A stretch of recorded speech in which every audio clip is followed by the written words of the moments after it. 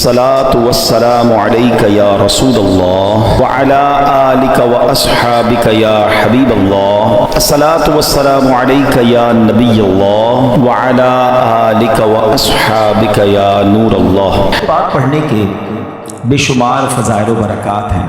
آج کل دور بڑا کلیمٹیز کا، پرابلمز کا، ڈیفیکلٹیز کا ہے. بیماریاں الگ چل رہی ہیں، وائرس الگ چل رہے ہیں، پرابلمز الگ چل رہے ہیں. اگر ہم چاہتے ہیں کہ ہماری سیکیورٹی رہے، اللہ کی رحمتیں ہمارے ساتھ رہیں، تو درود پاک ایک ایسا فارمولہ ہے کہ اگر ہم گھر سے نکلیں درود پڑھتے ہوئے، کام پہ جا رہے ہیں درود پڑھتے رہیں، واپسی میں آئیں تو درود پڑھتے رہیں، فضول باتوں سے اگر اپنے آپ کو بچائیں تو انشاءاللہ آپ اللہ کی رحمتوں کے سائے میں رہیں گے. اللہ کی رحمت نازل ہوتی رہے گی تو پرابلمز بھی دور ہو جائیں گی. اللہ مجھے بھی درود پاک کثرت سے پڑھنے والا بنائے. درود علی الحبیب صلی اللہ تعالی علی محمد صلی اللہ علیہ وسلم.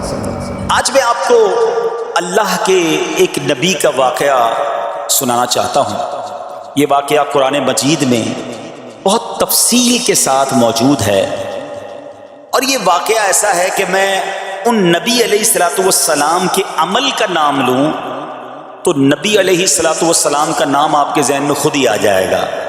یعنی انہوں نے وہ عمل ایسا کیا کہ اب ان کے نام کے ساتھ وہ عمل ایک خاص ٹیگ بن گیا ہے. اور اگر میں اب عمل بتاتا ہوں، نام آپ خود بتائیں گے. اور ان کا عمل تھا کہ ان کے اندر کمال صبر تھا. اب یہ صبر کرنے والے نبی کون ہیں؟ صبر ایوب علیہ السلام. مشہور ہے دنیا میں کہ ایوب علیہ السلام کا جو صبر ہے وہ ضرب المثل بن گیا، وہ ایگزامپل بن گیا. صبر تو بہت سارے لوگوں نے دنیا میں کیا، مصیبتیں تو بہت سارے اللہ والوں پر آئیں، مگر حضرت ایوب علیہ السلام کو اس قدر کمال کا صبر جو ان کا تھا وہ کیا واقعہ ہے. تو آج مشکلیں ہیں، پریشانیاں ہیں، ٹینشن ہیں. لوگ جب پریشان ہوتے ہیں تو صبر کا دامن تھامنے کی بجائے نارملی بے صبری، شکوے اور شکایات کی طرف جاتے ہیں. تو زندگی میں جب بھی کوئی معاملہ آئے نا، ہمیں اللہ کے کلام کی طرف رجوع کرنا چاہیے، اللہ والوں کی سیرت کی طرف رجوع کرنا چاہیے. اور رب کریم کے جو منتخب ترین بندے ہیں، دنیا کے افضل ترین جو افراد ہیں، وہ انبیاء کرام علیہ الصلوۃ والسلام ہیں. تو ہمیں جب بھی کوئی پرابلم آئے، جب بھی کوئی مسئلہ درپیش ہو، پہلے دیکھیں اللہ والوں نے اس موقع پر کیا کیا تھا، قرآن کیا کہتا ہے، حدیث کیا کہتی ہے، تو پھر زندگی میں چیزیں آسان ہو جاتی ہیں. تو حضرت ایوب علیہ السلام کی سیرت کے بارے میں جانتے ہیں کہ آپ حضرت اسحاق علیہ السلام کی اولاد میں سے ہیں، اور ان کی والدہ حضرت لوط علیہ السلام کے خاندان سے ہیں. اللہ تعالیٰ نے آپ کو ہر طرح کی نعمت سے نوازا تھا. آپ حسن و صورت والے بھی تھے، یعنی آپ کو اللہ پاک نے بہت خوبصورت بھی بنایا تھا، اور اللہ کریم نے مال بھی بہت دیا، اولاد میں بھی کثرت دی. ویل آف لائف تھی، خوبصورتی بھی ہے، مال بھی ہے، اولاد بھی ہے. اچھا، پھر ظاہر مال تھا تو گھر بھی تھے، جانور بھی تھے. اس زمانے میں جو ویلتھ ہوتی تھی، جو پیسہ ہوتا تھا، وہ جانوروں کی صورت میں ہوتا تھا. آج کل لوگ گاڑیاں رکھتے ہیں، سونا زیورات رکھتے ہیں، اس زمانے میں جانور ہوتے تھے. بلکہ اب بھی اگر پاکستان کے بھی آپ انٹیریئر کے ایریا میں چلے جائیں، گاؤں گوٹھ میں جائیں، تو لوگ اپنا مال و دولت سے جانور ہی خرید رہے ہوتے ہیں. ان کے نزدیک یہی ان کا جو ہے وہ جو بھی ان کا کاروبار ہوتا ہے اور مال ہوتا ہے. اب آپ پر امتحان آیا، آزمائش آئی. اور وہ آزمائش کیسے آئی کہ پہلے آپ کا مکان گرا، اور خاندان کے جتنے افراد تھے اور آپ کے بیٹے تھے، جتنے بھی آپ کے بیٹے تھے نا، وہ سب اس مکان کے تلے دب کر انتقال کر گئے. اللہ اکبر. آپ کو آ کر خبر دی جاتی گئی کہ حضور آپ کا مکان گر گیا ہے، آپ کے بچے دب گئے اور دب کر ان کا انتقال ہو گیا ہے. آپ فرماتے تھے میرا کیا ہے، جس کا تھا اس نے لے لیا. جب تک اس نے مجھے دے رکھا تھا وہ میرے پاس تھا، جب اس نے چاہا اس نے واپس لے لیا. اسی نے دیا تھا نا. تھوڑی دیر بعد خبر آئی کہ آپ کے جتنے جانور تھے، ہزارہا اونٹ تھے، بکریاں تھی، ریوڑ کے ریوڑ تھے، سارے جانور جو ہیں وہ مر گئے. کسی نے آ کر کہا کہ اب آپ کی جتنی دولت تھی، جتنے جانور تھے، وہ بھی مر گئے.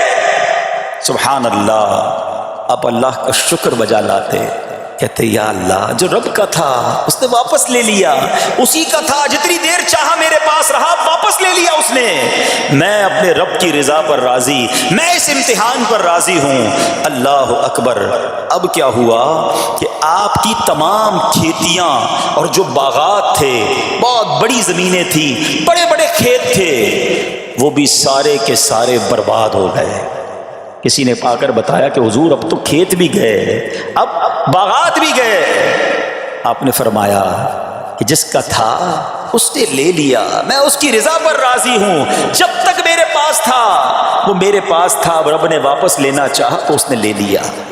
اب he was empty handed، یعنی اب کچھ بھی نہیں تھا، نہ بچے ہیں، نہ مال ہے، نہ جانور ہے، نہ مکان ہے۔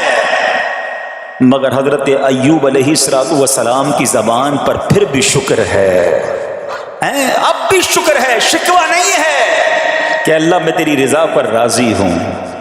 لیکن ابھی امتحان ختم نہ ہوا تھا، اور اس امتحان کے پیچھے بعض مفسرین نے ایک اور قول بھی نقل کیا کہ شیطان نے حضرت ایوب علیہ السلام کو دیکھ کر اللہ کی بارگاہ میں کہا کہ مولا یہ تیرا بندہ اس لیے تیرا شکر گزار ہے کہ تو نے اسے بڑا نوازا ہے، بڑا مال دیا ہے، اولاد دی ہے، گھر دیا ہے۔ اب رب کریم نے حضرت ایوب پر امتحان بھیجا تاکہ پتہ چلے کہ میرے نیک بندے امتحان کے بعد بھی صبر کرتے ہیں۔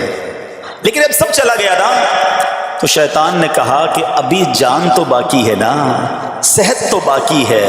اللہ اکبر۔ مزید آزمائش آئی اور یہ ہوا کہ آپ کو بیمار کر دیا گیا، مبارک جسم پر بڑے بڑے آبلے پڑ گئے، پھوڑے جس کو کہتے وہ پڑ گئے۔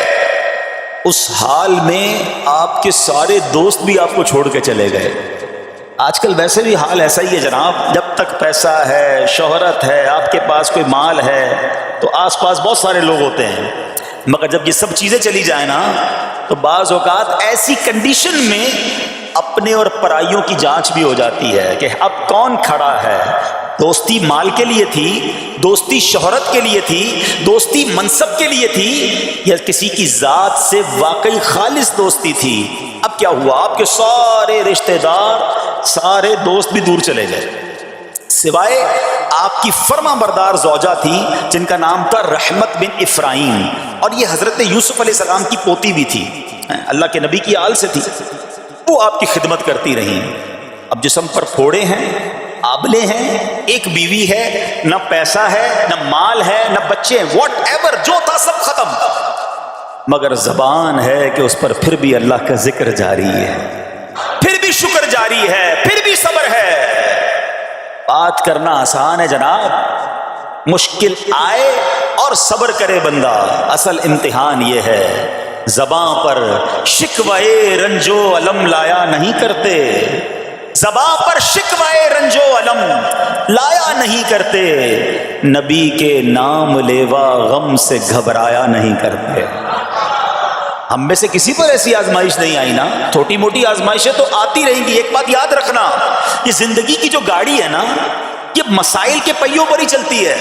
ہمیں بعض اوقات کسی کی گاڑی، کسی کا مکان، کسی کا خوبصورت چہرہ، کسی کی مسکراہٹ دیکھ کر لگتا ہے یار یہ تو دنیا کا سب سے سخی آدمی ہے۔ ایسا نہیں، تو یہ نہ سمجھے کہ سارا جہان جناب سخی ہے اور میں اکیلا دکھی ہوں، ایسا نہیں ہوتا، بلکہ ہر اس جہاں میں تقریباً ہر بندہ ایسا ہوتا ہے جس کے ساتھ کوئی نہ کوئی دکھ لگا ہوا ہوتا ہے، کوئی نہ کوئی پریشانی ہے، کسی کو مال کی پریشانی، کسی کو روزگار کی پریشانی، کسی کو بیماری لگی ہے، کسی کو اور ٹینشن ہے۔ تو یہ کبھی بھی نہ سوچے کہ میں زندگی گزاروں گا اور کوئی ٹینشن نہیں آئے گی، تیار رہو امتحان کے لیے، امتحان ضرور آنا۔